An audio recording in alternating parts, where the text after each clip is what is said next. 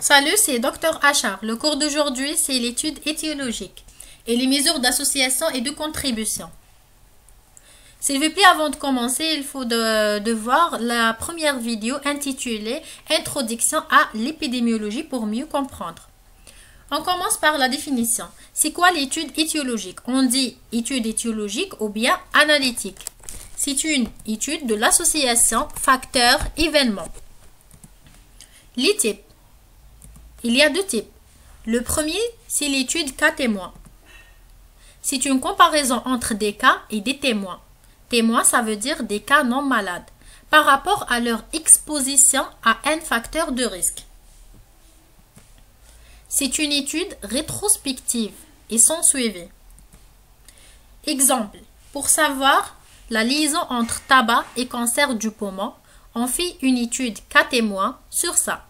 On compare entre des cas de cancer du poumon, ça veut dire des cas malades, et des cas sains, par rapport à leur exposition au tabac dans le passé. Alors, les informations nécessaires pour cette étude cas-témoin sont obtenues à partir des dossiers des 6 personnes, ou bien on interroge ces derniers sur ses antécédents. Ça veut dire on intéresse du passé.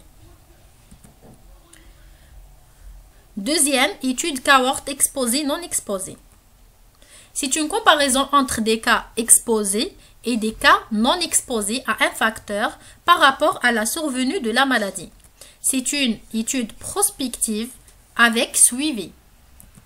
Exemple, pour savoir la liaison entre la consommation d'alcool et la cirrhose, on compare entre des cas qui consomment l'alcool et d'autres qui ne le consomment pas, par rapport à la survenue du cirrhose au futur.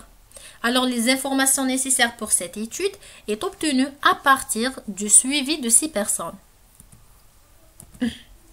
On fait une comparaison entre des études cas témoins et des études cohorte exposées non exposées. On commence par les avantages des études cas témoins. Coût faible, courte durée, effectif petit et il nous permet d'étudier plusieurs facteurs. Les inconvénients, biais de mémorisation, comme j'ai déjà dit, les informations sont recueillies à partir de l'interrogatoire. C'est pour ça qu'on peut avoir des informations manquantes. C'est une étude non représentative et le plus grand inconvénient, c'est l'impossibilité de calculer l'incidence, puisqu'on ne suit pas les individus. Indication. L'étude cas témoin est indiquée en cas de maladies relativement rares et au cas d'exposition fréquente. Maintenant, les études cohorte exposées non exposées. Les avantages. Calcul direct du risque relatif. Attention, au cas d'études cohorte exposées, on peut calculer directement le risque relatif.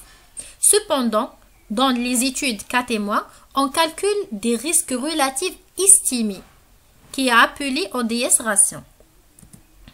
Calcul de l'incidence possible, puisqu'on suit les individus, mesure précise de l'exposition, étude de plusieurs maladies. Alors, l'étude cohorte exposée non exposée nous permet d'étudier plusieurs maladies et l'étude cas témoin nous permet d'étudier plusieurs facteurs. Les inconvénients. Avant les inconvénients. Dernier avantage, séquence temporelle respectée. Qu'est-ce que ça veut dire? Bon, les cas sont au présent, on les suit et on obtiendra les résultats au futur. Alors, on a respecté le temps présent puis futur. Inconvénients, coût élevé, durée de suivi longue, effective élevée, risque de perdu de vue. Par exemple, dans les cas de mort ou bien de déménagement. Indication, l'étude cohorte exposée non exposée est indiquée au cas des maladies relativement fréquentes et des expositions rares. Démarche en étude étiologique. Quelles sont les étapes d'une étude étiologique? La première étape est de constituer les groupes d'études. Ça veut dire sélectionner les individus de la population étudiée. Deuxième, recueillir les données. Comme on a déjà dit, pour les études cas témoins à partir des dossiers et de l'interrogatoire, et pour les études cohorte à partir de suivi de ces individus. Troisième étape, résumer les résultats sur un tableau de contingence.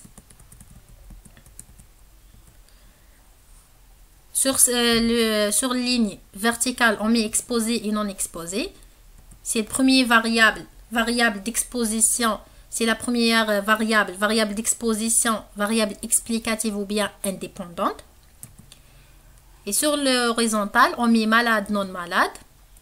C'est deuxième variable, on dit variable d'événement ou bien à expliquer ou bien dépendante. Et c'est A, c'est nombre des individus exposés et malades. B, c'est nombre d'individus exposés et non malades. C, c'est nombre des individus non exposés malades. D, c'est nombre des individus non exposés non malades. Total, A plus C, c'est le nombre des malades soit exposés ou non. B plus D, si le nombre des individus non malades soit exposés ou non. A plus B, si le nombre des individus qui sont exposés soit malades ou non. C plus D, si le nombre des individus non exposés soit malades ou non. N, c'est A plus B plus C plus D, si la population étudiée. Quatrièmement, déterminer s'il existe une liaison statiquement significative grâce au test de Kido. On va expliquer ce test dans une autre vidéo. Cinquièmement, mesurer la force de cette liaison en utilisant les mesures d'association qui sont risque relatif, différence de risque et l'ODS ration et les mesures de contribution qui sont fractions étiologiques du risque, soit chez l'exposé, non exposé ou bien chez la population. Et enfin, on discute l'éventuelle causalité. Alors, les mesures d'association. D'abord, la différence de risque. DR, calculé par rapport A sur A plus B, moins rapport C sur C plus D. Ensuite, le risque relatif, DR, calculé par le rapport A sur A plus B, divisé par le rapport C sur C plus D. Troisièmement, le code d'exposition chez malade égal à A sur A plus C divisé par C sur A plus C est égal à A sur C. Code d'exposition chez non-malade, il y a une fois ici. Le code d'exposition chez non-malade, 2 étoiles, égale B sur B plus D divisé par D sur B plus D est égal à B sur D. Voilà.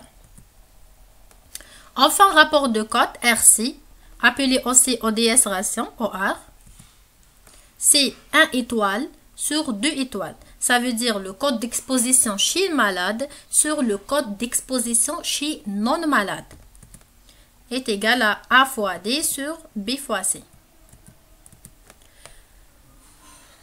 On passe aux mesures d'impact ou bien de contribution.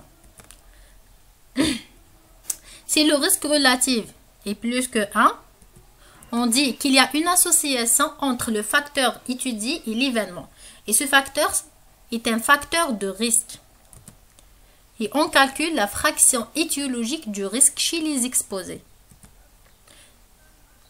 Bon, si l'étude est de type cas témoin, la fraction étiologique du risque chez l'exposé est égale à l'ODS ration moins 1 sur l'ODS ration. Mais si l'étude est de type cohorte, la fraction étiologique du risque chez les exposés est égale au risque relatif moins 1 sur risque relatif. Maintenant, si le risque relatif est égal à 1, on conclut qu'il n'y a pas d'association entre le facteur étudié et l'événement. Si le risque relatif est moins d'un, de 1, il n'y a pas d'association entre le facteur étudié et l'événement et ce facteur peut être a un effet protecteur. Et on peut calculer la fraction évitable chez les exposés. Bon, si l'étude cas témoin, la fraction évitable égale 1 moins l'ODS ration. Mais si l'étude est de type cohorte, la fraction évitable est égale à 1 moins risque relatif. On fait des exercices théoriques pour fixer les idées, puis on les applique dans des exercices pratiques. A. L'étude cas témoin. A. Permet une meilleure observation des sujets. B. Sa durée est courte. C. Permet de calculer le risque estimé. D. Permet de calculer l'incidence. Et E. Il y a un billet de mémorisation. Réponse juste, c'est D. Alors, l'étude cas témoin permet de calculer l'incidence. 2. Parmi les propositions suivantes, quelle est l'étude analytique? A. Évaluation d'une couverture vaccinale sur un échantillon. B. Cas témoin sur la liaison entre tabac et cancer de la vessie. C. Déclaration obligatoire de la rougeole. Bon, la réponse juste, c'est B. Cas témoin sur la liaison entre tabac et cancer de la vessie. Puisque l'étude analytique s'intéresse de l'association ou bien du rapport ou bien de la liaison entre facteurs et événements. Par exemple, comme dans le cas de B, c'est entre tabac et cancer de la vessie. 3. Les études cohorte exposées non exposées. A. Elles consistent à suivre deux groupes de sujets dans le temps, un exposé au facteur du risque et l'autre non exposé. B. Indiqué dans les expositions rares. C. Permettent l'étude de plusieurs facteurs de risque. D. Elles sont indiquées dans la maladie rare. Et E. Il y a un billet de mémorisation. Bon, si c'est faux, puisque l'étude cohorte exposée non exposée permet d'étudier plusieurs maladies et pas plusieurs facteurs. Alors, la réponse juste, c'est A et B. D, c'est faux, puisque l'étude cohorte exposée non exposée permet d'étudier les maladies fréquentes et pas rares. Alors, C, D, E sont des réponses qui concernent l'étude cas témoin. Comme on a vu sur le tableau, l'étude cas témoin, c'est elle qui permet l'étude de plusieurs facteurs du risque et indiquée dans les maladies rares et même il y a un billet de mémorisation. 4. Dans une étude de liaison entre tabac et cancer, on a interrogé deux groupes, un malade et l'autre non malade, sur leur exposition au tabac dans le passé. L'étude est descriptive, cas témoin, cohorte exposée non exposée. Alors, le type d'étude, c'est cas témoin, puisqu'on a dit interroger et dans le passé. 5. Inconvénients d'une enquête cohorte exposée non exposée. A. Coût élevé. B. Durée longue. C. Risque de perdu de vue. D. Inadapté pour l'étude des maladies rares. E. Toutes les réponses sont justes. La réponse juste, c'est E. Alors, les inconvénients d'une enquête cohorte exposée non exposée, c'est coût élevé, durée longue, risque de perdu de vue, inadapté pour l'étude des maladies rares.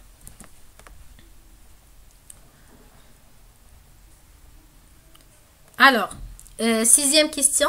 La fréquence de la maladie étudiée dans le groupe exposé est plus que la fréquence de cette maladie dans le groupe non exposé.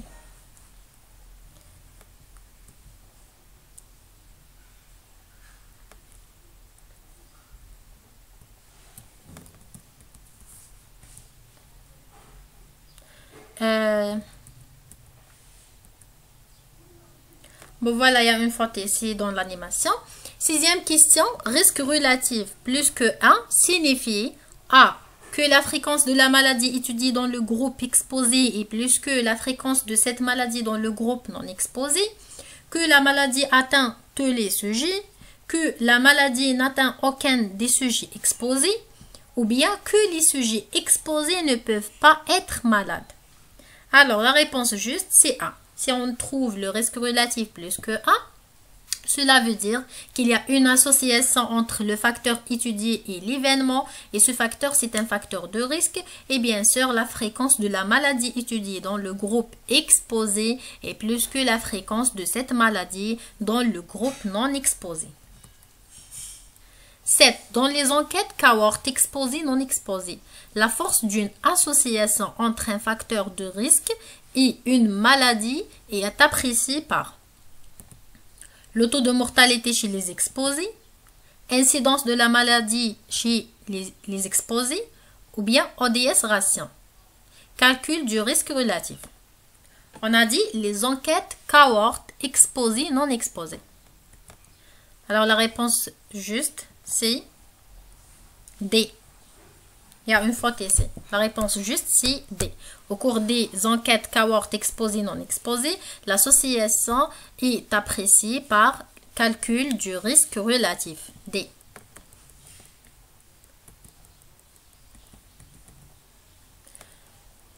8. L'ODS ration est un risque relatif, la fréquence du risque relatif, ou bien différence du risque. La réponse juste, c'est D. L'ODS ration, comme j'ai déjà dit, c'est une estimation du risque relatif.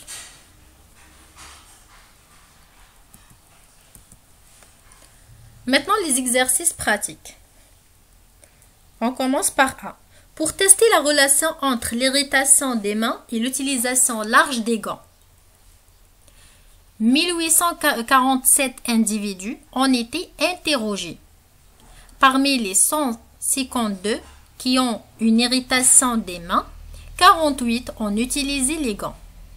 Et nombre total des individus qui n'ont pas utilisé les gants est 1667. 1. Le tableau de contingence de cette étude est. On continue cette étude. Alors, nombre total de la population, c'est A plus B plus C plus D, est égal à 1847.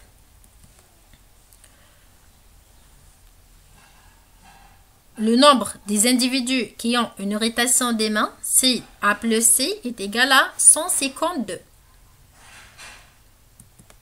Le nombre des individus qui ont utilisé les gants et qui ont une irritation, c'est 48. Le nombre total des individus qui n'ont pas utilisé les gants, c'est C plus D, est égal à 1667.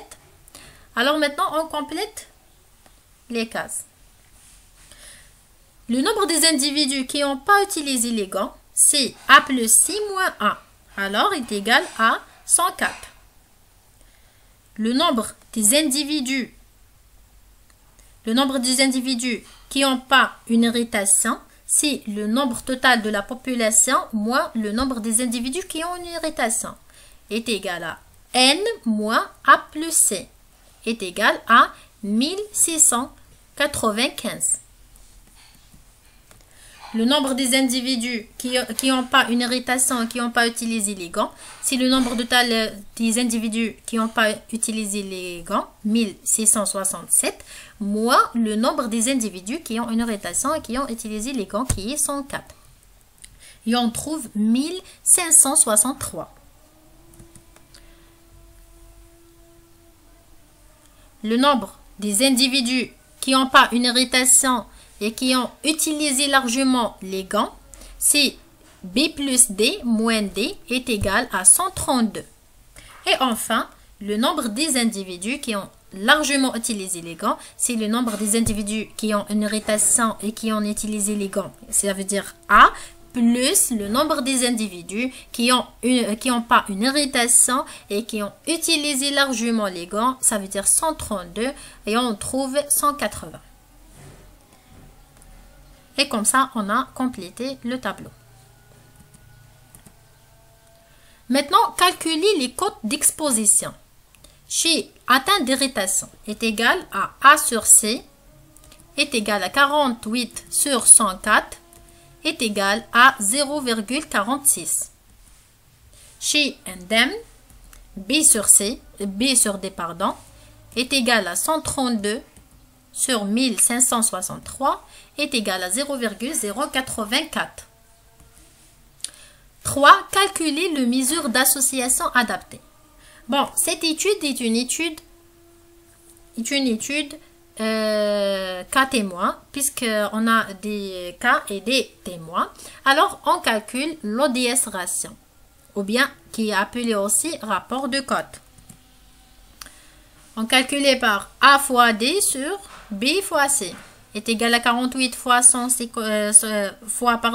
1563 sur 132 fois 104 est égal à 5,47.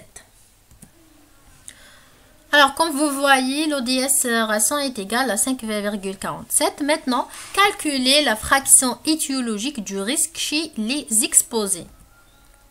La fraction étiologique du risque chez l'exposé est égale à l'ODS ration moins 1 sur l'ODS ration est égal à 5,47 moins 1 sur 5,47 est égal à 0,42. Exercice pratique B. Bon, voilà le tableau de contingence. On a suivi pendant 2 ans ces comptes alcooliques et sans abstème en vue de rechercher une association entre l'alcoolisme et la tuberculose TBK. Les résultats sont dans le tableau. 1. De quel type d'étude s'agit-il? Bon, concentré. On a dit on a suivi. Alors, c'est une étude prospective. Alors, c'est une étude cohort exposé, non exposé. 2. Calculer le risque attribuable, qui est appelé aussi différence du risque. DR égale A sur A plus B moins C sur C plus D est égal à 40 sur 40 plus 10 moins 10 sur 10 plus 90 est égal à 0,7. 3. Calculer le risque relatif.